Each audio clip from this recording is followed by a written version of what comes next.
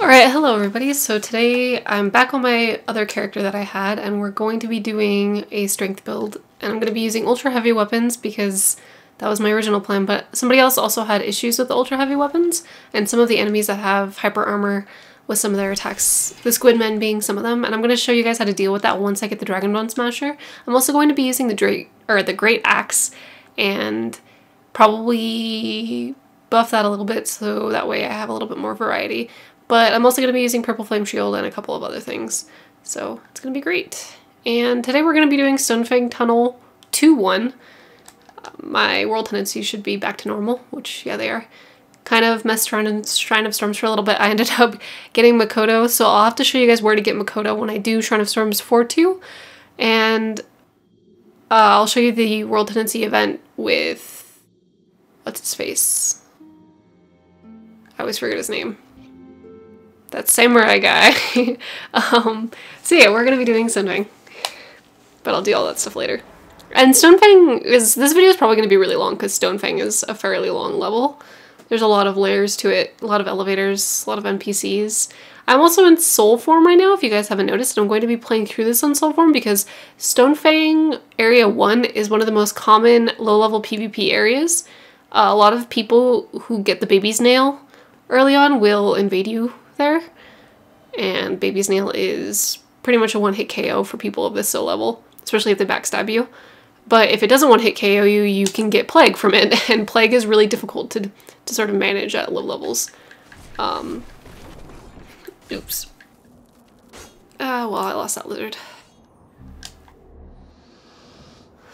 So yeah, that's why we're going to be playing this in soul form, because for LP purposes I really don't want to do too many PvP things. I know you guys probably want to see me get pummeled by some people, but yeah, not gonna do that because it's gonna make the videos way too long and I'll have to go through the entire levels all over again when I die, but whatever.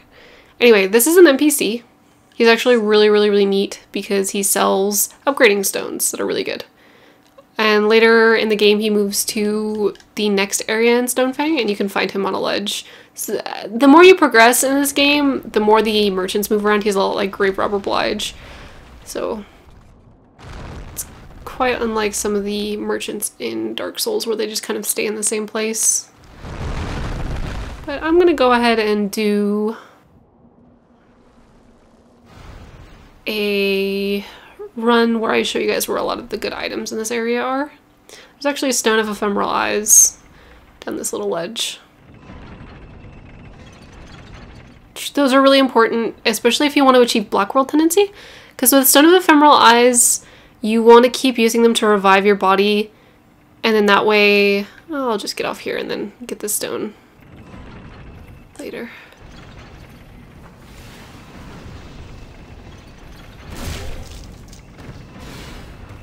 These guys always sound like Homer Simpson when they laugh.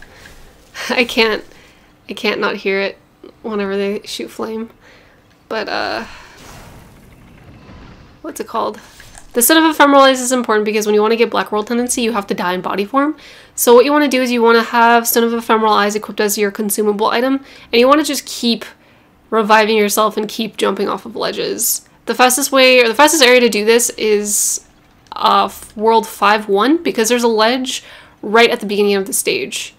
And I will actually... I don't know if I'll demonstrate it to you guys because it's just going to be a long video of me dying multiple times, but I'm sure you guys get the idea. You just revive, run off the cliff, revive, run off the cliff. And you do that several times until your world tendency is black, and then you can start seeing, well, I mean, that's for if you want to get Black World tendency in Valley of Defilement. It's the easiest one. I think this area is the easiest one for Stonefang. I'm actually probably going to be doing Black World tendency Stonefangs or Black World tendency Shrine of Storms, so that way I can show you guys the Primeval Demons, because the Primeval Demons are something that only appear in Black World tendency, and they're really interesting looking. They look like microbes, and they drop really good stuff. Colorless Demon Souls, which legendary weapon upgrade. I've mentioned it in videos before, but just in case you guys have missed it, that's what that's for.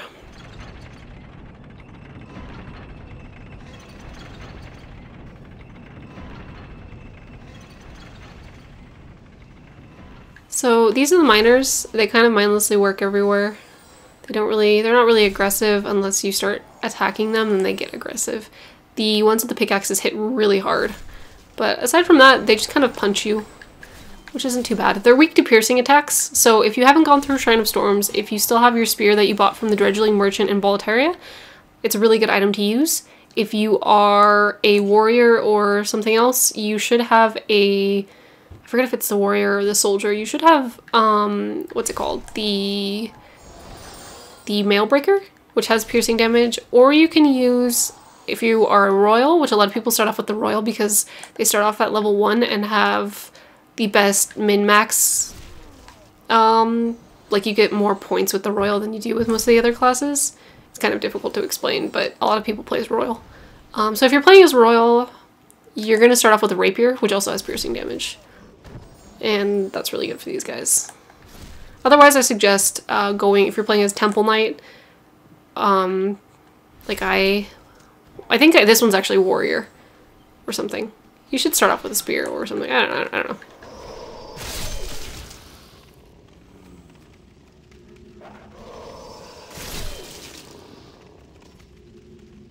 So fighting Homer Simpson again. Got the purple flame shield, so it does no damage. Well, it does a little bit of damage, but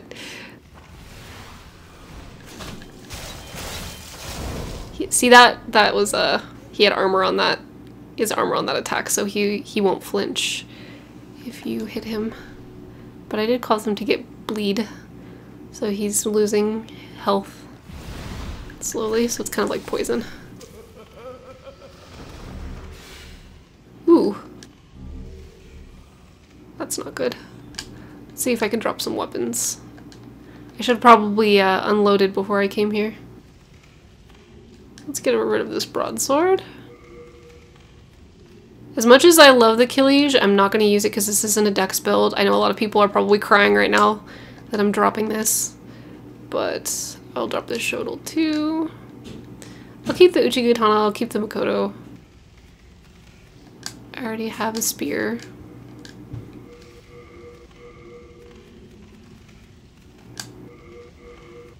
Just have a lot of crap I don't need.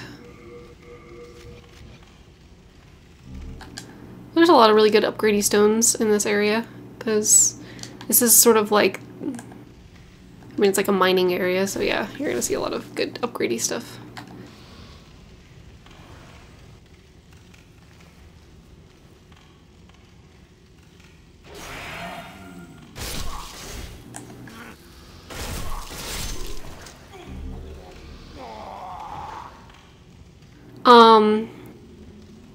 I thought it was in here.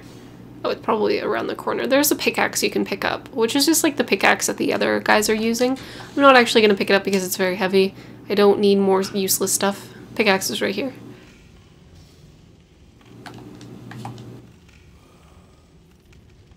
Now,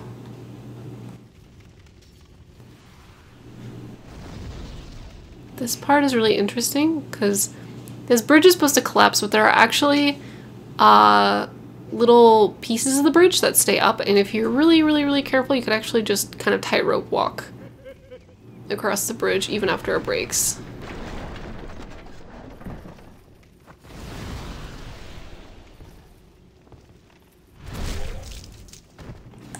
Oh, whoops. Well, I'll get him. But if you make it across this tightrope thingy, you can actually just drop straight down to the lever, which you can see somebody pulling right now.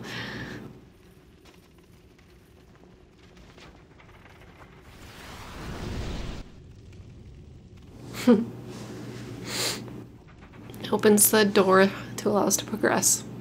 I actually didn't see that lever the very first time I played and got really lost in this stage, which is never fun, getting lost.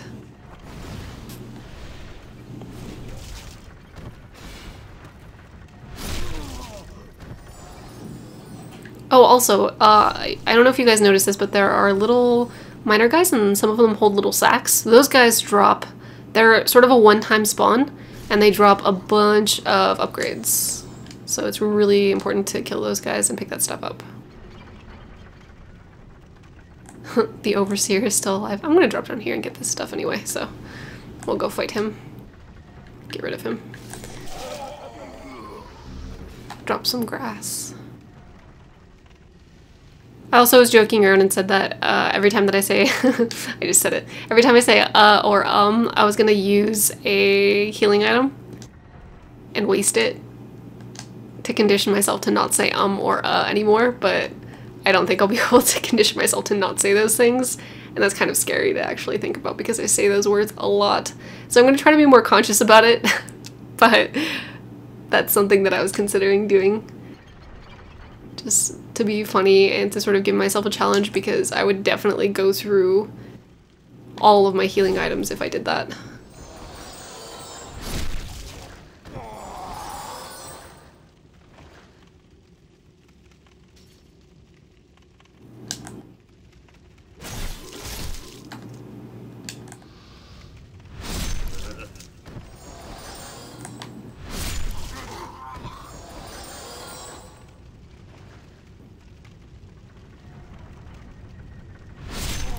So here's another bag guy.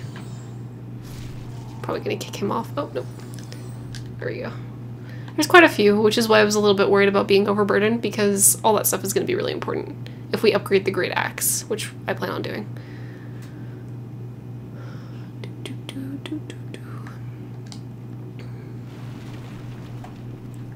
So we kind of just gotta loop around because there's no real good way to get back up there.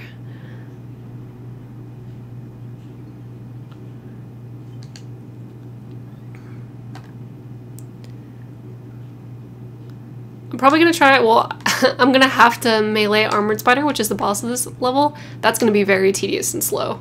I apologize in advance for that because, gosh.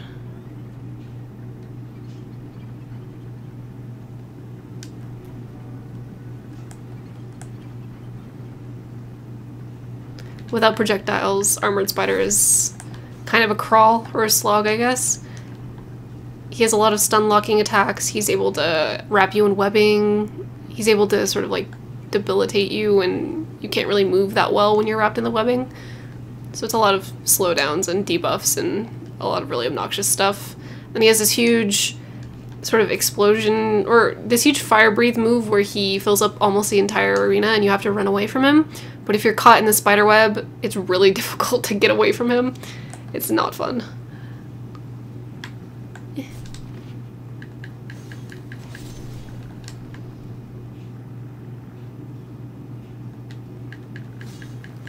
Okay, I'm gonna equip a polearm for this because,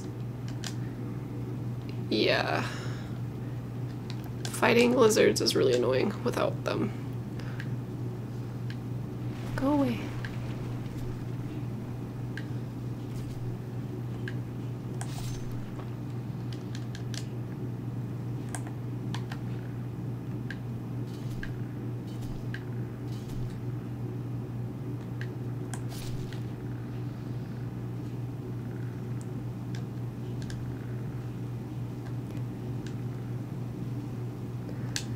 I'm kind of curious for you guys right now. Like, what games are you guys playing? You guys should leave me some of that stuff in the comments, because I feel like I haven't. I just bought a bunch of games for doing LP stuff, but a lot of them are games that I've already played.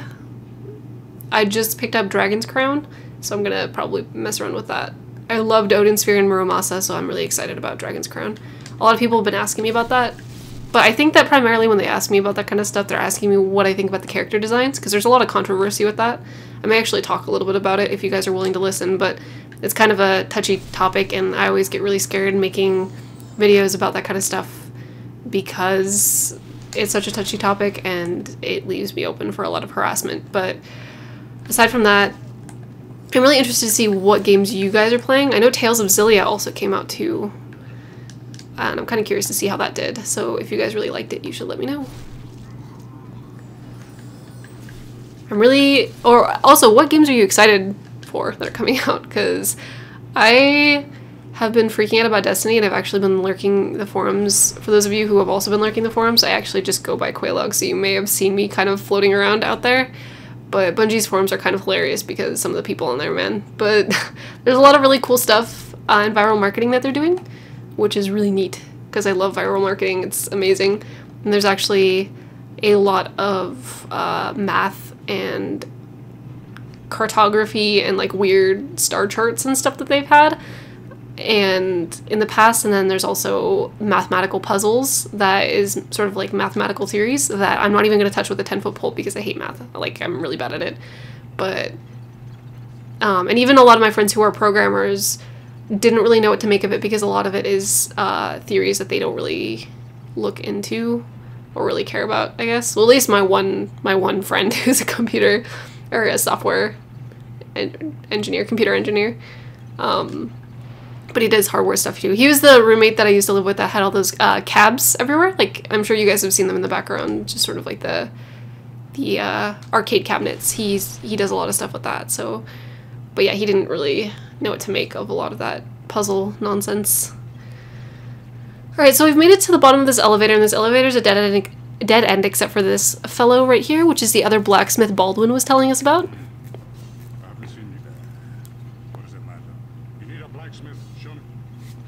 So he actually gets the ability to craft us weapons made out of demon souls, which is the name of the game. But you can also save this. There's sort of a double-edged sword with the demon souls in this game, is that you can make weapons with them, and I actually prefer the demon soul crafting weapon thing in this game than I did to Dark Souls, because I feel like elemental weapons in Dark Souls were really, really, really good, and I feel like there weren't a whole lot of boss demon soul weapons that were super amazing. I mean, Quelaag's sword was really good for chaosy type builds, and for a lot of low-level PvE. I see it used sometimes in PvP, but not very often. It's primarily like a lot of base weapons or basic weapons, but the boss weapons in this game are actually really good, and you'll see a lot of blue blood swords, you'll see a lot of northern regalias, which is requires a boss soul. There's a lot of really interesting boss weapons too, because there's the old hero sword, which allows you to have a higher drop rate for certain items if you have it equipped, and there's a lot of just really, really, really neat stuff. So, but the double-edged sword with that is that you also need demon souls in order to unlock certain miracles or spells in this game. So it's actually really interesting in the way that they do that, because it allows for more replayability if you're really curious about what certain souls do. There are some souls that are really good spells, but then the weapons are also really good too, so it's really hard to choose.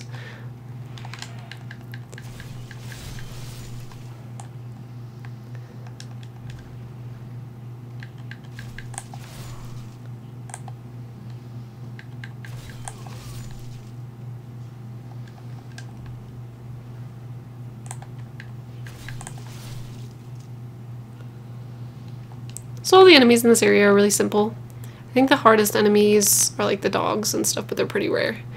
I'm gonna go ahead and do this. It's gonna drop me all the way down at the beginning, but that's fine. Because we get some... Oops.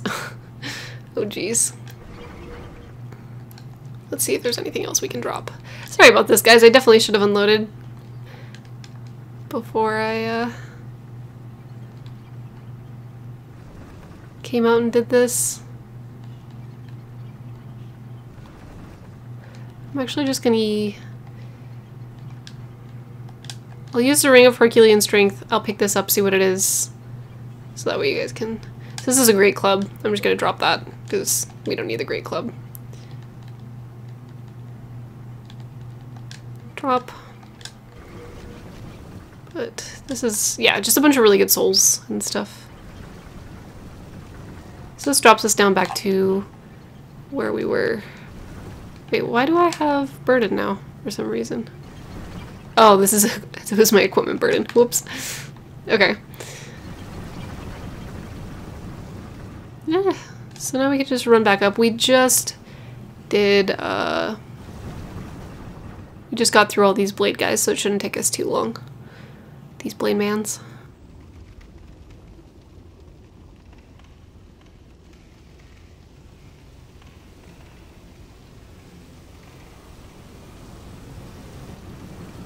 So now where I like to go next, a lot of people like to go this way, but I like to go this way up on top. If you have bows, you can actually just snipe all the enemies that are down here.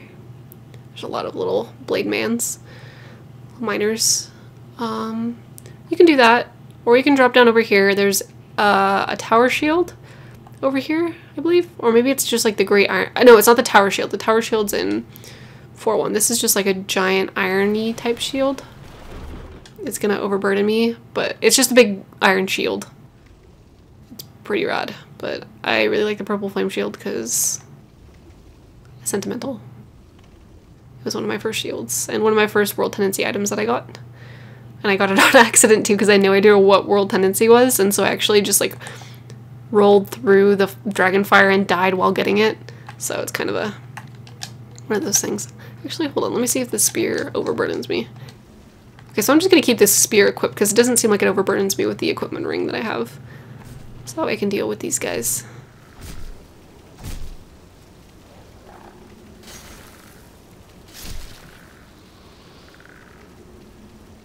Just be really safe so I don't waste healing items.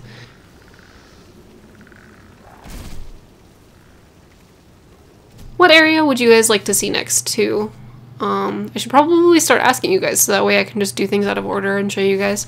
The only rule that I have is that I do want to save 4-2 for last because I am that bad at the man-eater. I need to wait until I am like well past King Allant and way over leveled to fight man-eater. I cannot solo man-eater. And if I do, I have to be like super over leveled because I'm horrible. I'm horrible at this game. Need to get better, but man-eater. Ugh. Ugh.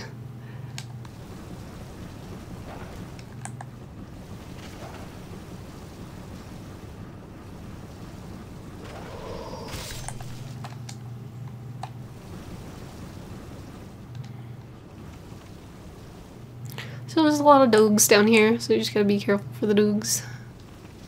Ugh.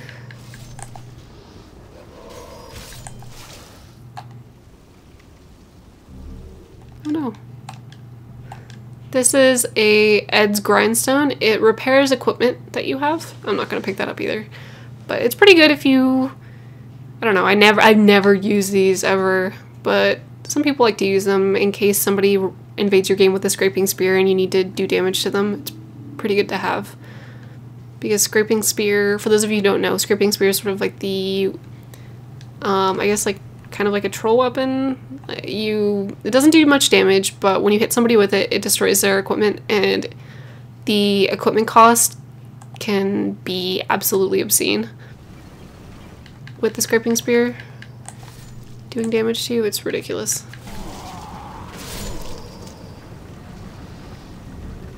Also, I hate curved swords R1. I never mean to do it, and I do it all the time, and it gets me hit. And it's...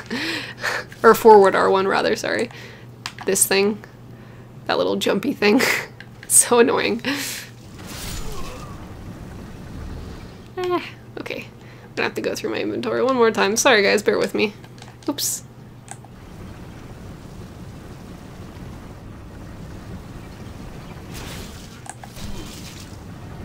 Okay. So back to what we were doing. I may have to make a... I'm not going to use this crushing battle axe. Nobody's going to use this crushing battle axe. Battle axes are stupid.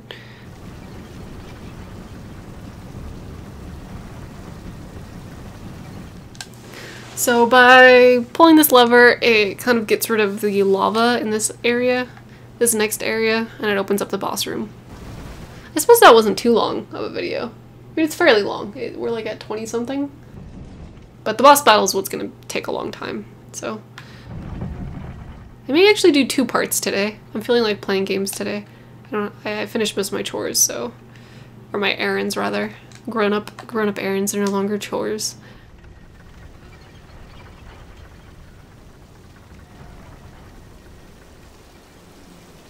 So now this area, this is where we fought all the blade mans, and this staircase leads to the elevator, so this whole level just like looped around. But now all of this lava is all gone because apparently water makes lava disappear. Who knew?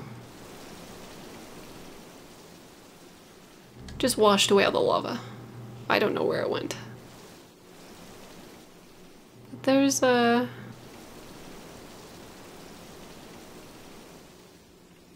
This is where the kind of the boss area. There's like it's like the final stretch before the boss area.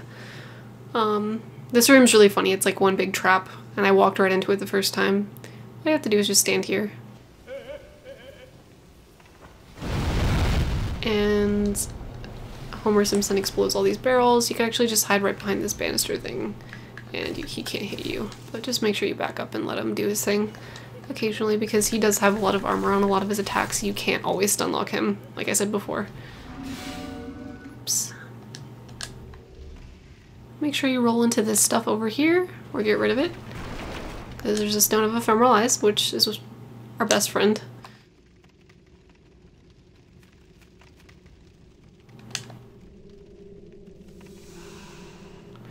So now there's spooky spider webs everywhere. Oh.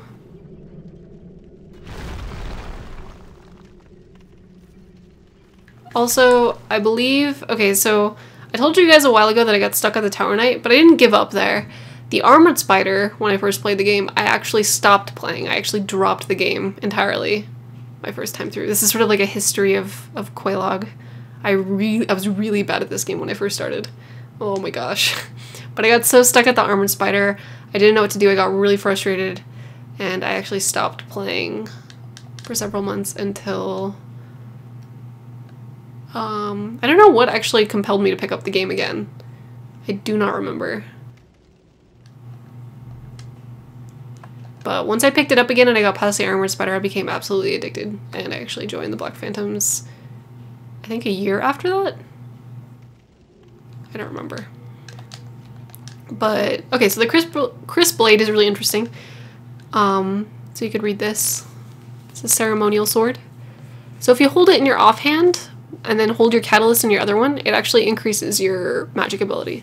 So it doesn't really do much damage, but it's really good for spellcasters if they want to do more damage. You can pair that with some of the rings that increase spell damage, and it stacks. It's pretty good. I'm kind of hoping I don't completely mess this up. I still kind of struggle with the Armored Spider when I do melee builds. It's really easy to cheese him if you do projectiles, but I did not bring projectiles, so... no, not again. Sorry, everybody. So I'm going to drop the Crisp Blade. Even though it's really good for spellcasting, I'm not going to use it. I don't have a magic build. We don't need it. But we do want all the stones, especially the spider stones, because that is good for longbows and bows, because it makes them sticky. Although I'm probably just going to get the lava spider bow. Okay, so this is that webbing stuff I told you about that makes you really slow. It's kind of obnoxious. I will show you guys the area for where to cheese him if you guys want to do projectiles. If you stand right here by this dead body on the wall, his projectiles actually run into this weird sort of like, I can't really explain it, spot. You guys see that? The webs will still hit you, but the webs do very little damage. It's very negligible. But it's really great if you just want to sort of lean back and kind of just whatever. So I'm about to get wrecked by this spider. I'm not very good at fighting him. He constantly pushes you back. His melee attacks do crazy damage. He is really annoying. And then he does this weird move where he kind of shakes and, yeah, there you go. He shakes and drops. That will break through your shield and just mess you up. But after a couple hits, you really, no matter, even if he's not starting to do it, you always want to back up and run. Because he'll start shaking and doing this weird fiery attack right now. So you want to go all the way back to the fog gate and just hide over here, because that will just kill you. And it spreads all the way, it spreads really far back into this level. So this whole battle is just very, you gotta go forward, you gotta hit him a few times, you gotta back up. And if you don't have the proper shield, like if I didn't have the purple flame shield right now, I would just be extremely miserable. I think the heater shield is a good replacement if you haven't gotten the purple flame shield. I think I have fought him with the heater shield and have won. He's actually pretty easy to fight. But if you're at a lower level than this, because normally people don't do Shrine of Storms before this stage, normally this is the next boss they face after the Tower Knight, this can really mess people up. because it requires a lot of endurance to fight him fairly well. I remember one time I summoned somebody who ended up with the Soul Brant or something very early in their game, and maybe it was a Demon Brant, I don't remember which one it was. I think the Demon Brant is the one you get early on, but whatever one you get from Doran, I guess he killed Astrava and cheesed Doran somehow, but he one-hit KO'd the Armored Spider and it was amazing. It was one of the playthroughs that I did. But it's always really fun to help people with really overpowered weapons. It makes you feel really funny.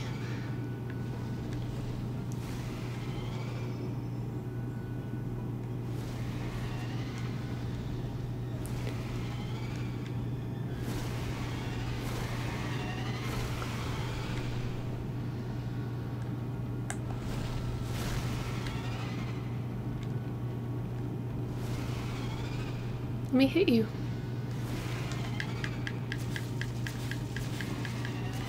Ew, I hate that attack. Okay, so I'm gonna back up. I'm gonna play it safe because I don't want to get too greedy and die. Let's just use Crescent Moon Grass to... Oop. So over here is another good projectile spot. Because you can't get hit by the projectiles. You can just hang out back here until he's done using his stupid fire attacks.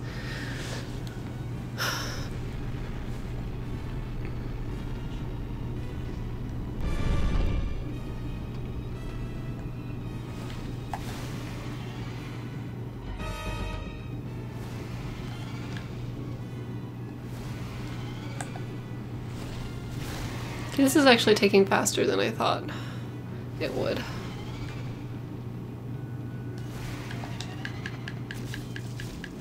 Okay, yay! So we beat him.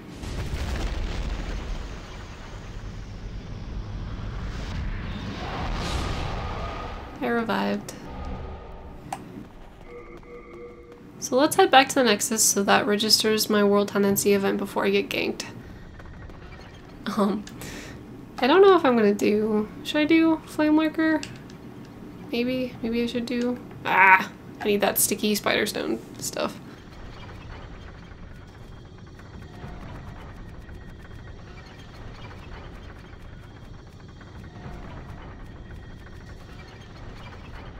I'm not gonna use my Uchikatana either. I always like to carry it for sentimental value, but we're not gonna use that. We're not a dex build. We don't need that. Okay, so the Flame Lurker is really good to beat early on, because once you get his soul, you actually give it to Blacksmith Ed, and he will be able to craft you your Demon Soul weapons. So it's really important to do that and get that out of the way. Although Flame Lurker is probably one of the harder bosses in the game. Him and Maneater and King Allant are the fastest. Their AI is still pretty predictable. They don't have as many patterns as the weapons or as the enemies in Dark Souls, but they're still pretty hefty. I think the main issue that people have with King Allant is that it's really easy to second guess yourself in that battle, and if you aren't really precise and sure about what you're doing, you can actually die. You have to be sure. You have to be sure to like get out of his. He has that soul drain attack. But he also has this big AoE explosion that can actually take up the entire level, and if you're at mid-range from him, it's really easy to get really flustered and not know what to do, because you can either run away and survive, or you can knock him out of it. And it actually is beneficial if you knock him out of it, because you can actually just do damage to him. But sometimes I've like floundered and I've panicked and didn't know what to do, and I didn't make an action fast enough, and I got caught in the explosion. And it messed me up.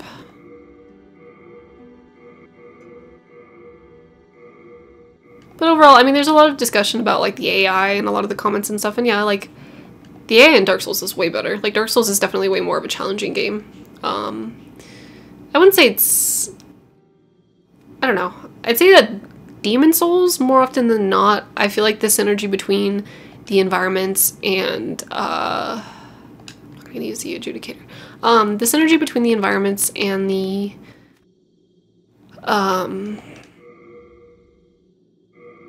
and the enemies is really what makes it more difficult, whereas Dark Souls is mainly just the enemy AI. I've never felt...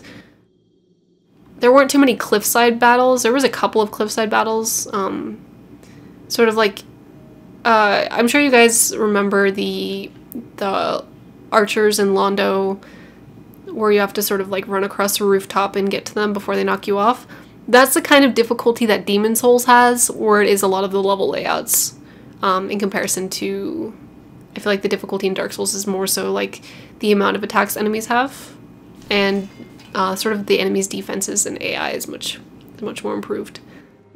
But oh yeah, I forgot to mention, I saved Saint Urbain. He's from 4.2. I'll show you where to get him. He sells you faith stuffs, miracles. But you can also give him demon souls and he'll give you, yeah, see like this swollen demon soul? He'll give you special miracles.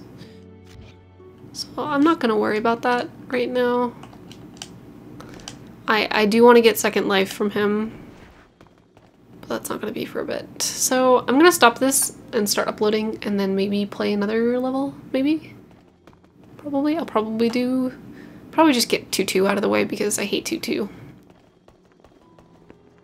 Although I'm not sure if I want to do the maze or if I want to do the shortcut. I'll probably just do the shortcut and then get... Oh, I could probably do 4-2 and... Or, sorry, 2-2 and 2-3 together because both of those are fairly short if you do the shortcut. So yeah, I'll do the shortcut. I won't do the maze. If you guys are really curious about the maze, I can make a whole video just dedicated to me wandering through the mazes in Stonefang because there's a huge maze. Oh my god. So if you guys are if you guys really want to see that, I guess, comment and let me know and I'll make a separate video. So thank you guys for sitting through my rambles and all that stuff. Let's check the lore. Actually, I'm gonna start doing a thing at the end of each video where we kind of like look through the lore together. And we can read about, because as you progress to the stage, it opens up more parts of the story for you. So in Boletarian Palace, it talks about how there were soldiers who are sort of like thralls to the demon. And in this one, it talks about dragons and stuff. It's really not that eventful. But in this one, it talks about just like old King Allant became mad. The Boletarian one doesn't pick up until you unlock the 4th level, and the Boletarian Archstone is the only Archstone with 4 levels. But and Stonefang isn't too amazing, though there's something pretty great. It talks about how in the Tunnel City below the smithing grounds lies a huge tunnel worthy of its name. It said a dragon grave is in the deepest part of this molten area.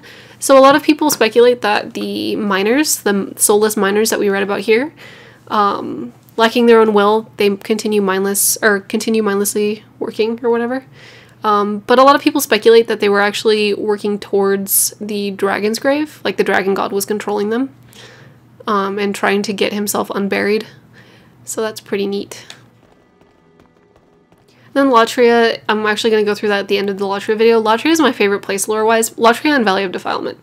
I love the relationship between the king and the queen, and I love Maiden Estrella's whole arc in the Valley of Defilement. It's probably one of the most depressing arcs in this game, and it's probably my favorite arc in this game. I love Garl Vinland and I love Maiden Estrella. They're my favorite. So there's a lot of really neat stuffs. But yeah, that's it for this. There'll be better lore endings, I guess, to the videos later on because the story really picks up late in the game. And I'm going to be unlocking more NPCs, especially in Tower of Latria. I'll be getting Sage Freak, and he's a really interesting character. Saint Urbain is okay, but we'll go talk to Saint Urbain real quick. Blah. Do you have... Let's see what he has to say. Truly are a disciple, then you must have a talisman in... Heavenly miracles occur in Boletaria through the talent. God has granted this accursed land. It is God's way of telling us. So something really interesting about this, if you are a priest or a temple knight or whatever, you get the Talisman of God. The Talisman of God, if you read it, it resembles the symbol of God. And catalysts are sort of like the symbols of, well, I mean, like, they're catalysts are for people who manipulate souls and do magic. And magic is really frowned on by the priests and everything. So if you are, say if you're like Sage Frake, he's still somebody who's very like looked up to by the soul community. Like sort of like the NPCs are seen. Okay, wait, let me reiterate. I'm kind of rambling and losing my track. So there's Sage Frake and all of the magicians, and all those magicians are sort of seen as like the scientists of their time. They're seen as visionaries and scholars and academics, and they kind of understand how the world works. And they're really curious about souls and how manipulating souls can create sort of power. And so a lot of the people who are the faith people, like the priests and everything, look down on them because they see them as sort of like demon worshippers. Like they're pretty much doing the same thing that demons would. They're manipulating souls to their own advantage. And so if you talk to any of them, they sort of, if you talk to these NPCs periodically throughout the game, they just sort of backtalk or like talk smack about how unpure or unholy the magicians are. But then you come across something called the Talisman of Beasts, and that is one of my favorite items in the game lore-wise, because it talks about how, because the Talisman of Beasts allows you to both, it's like a catalyst, but it's also a talisman. It allows you to both cast miracles and spells at the same time, and it talks about how the image of God and the image of the devil are one and the same, and how the magicians and the saints or the priests are pretty much the same exact thing. How they're both worshipping the same deity and how they're both doing the same things. So it's kind of like a really interesting concept that these two factions are really split or divided, even though they're essentially the same thing. I really liked that a lot, and it's neat. So it's like science and religion are very similar, because they're both the study of, or the speculation of life and how our world works and stuff. So I thought it was really neat. I don't know, I like it. So that's it for this, I guess. I'll unlock more dialogue and more NPCs for you guys. I think I might also try to get, maybe, I wanted to get Mephistopheles as well, but that would require me to invade and kill a lot of people. So, I mean, I might do that. We'll see. But yeah, that's all.